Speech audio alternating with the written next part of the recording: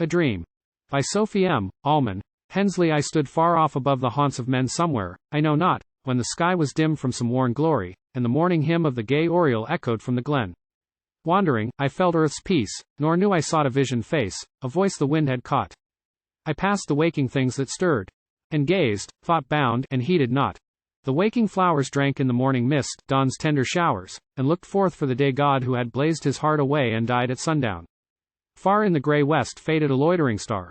It seemed that I had wandered through long years, a life of years, still seeking. Gropingly a thing I dared not name. Now I could see in the still dawn a hope, in the soft tears of the deep-hearted violets a breath of kinship, like the herald voice of death. Slow moved the morning. Where the hill was bare woke a reluctant breeze. Dimly I knew my day was come. The wind-blown blossoms threw their breath about me, and the pine-swept air grew to a shape, a mighty, formless thing, a phantom of the woods imagining. And as I gazed, spellbound, it seemed to move its tendril limbs, still swaying tremulously as if in spirit doubt. Then glad and free crystalled the being one from waiting grove into a human likeness. There he stood, the vine-browed shape of nature's mortal mood. Now have I found thee, vision I have sought these years, unknowing. Surely thou art fair and inly wise, and on thy tasseled hair glows heaven's own light.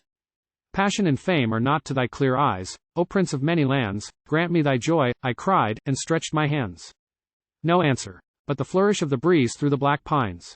Then, slowly, as the wind parts the dense cloud forms, leaving naught behind but shapeless vapor, through the budding trees drifted some force unseen, and from my sight faded my God into the morning light. Again alone, with wistful, straining eyes I waited, and the sunshine flecked the bank happy with arbutus and violets where I sank hearing, nearby, a host of melodies, the rapture of the wood thrush. Soft her mood the love-mate, with such golden numbers wooed. He ceased. The fresh moss odors filled the grove with a strange sweetness, the dark hemlock boughs moved soft, as though they heard the brooklet rouse to its spring soul, and whisper low of love. The white-robed birches stood unbendingly like royal maids, in proud expectancy. Athwart the ramage where the young leaves press it came to me, call it what you will, vision or waking dream, I see it still.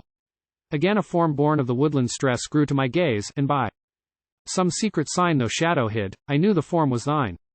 The glancing sunlight made thy ruddy hair a crown of gold, but on thy spirit face there was no smile, only a tender grace of love half doubt. Upon thy hand a rare wild bird of paradise perched fearlessly with radiant plumage and still, lustrous eye. And as I gazed, I saw what I had deemed a shadow near thy hand, a dusky wing, a bird like last year's leaves, so dull a thing beside its fellow. As the sunshine gleamed each breast showed letters bright as crystalled rain, the fair bird bore delight, the other pain. Then came thy voice. O love, wilt have my gift? I stretched my glad hands eagerly to grasp the heaven-blown bird, gold-hued, and longed to clasp it close and know it mine. Ere I might lift the shining thing and hold it to my breast again, I heard thy voice with vague unrest.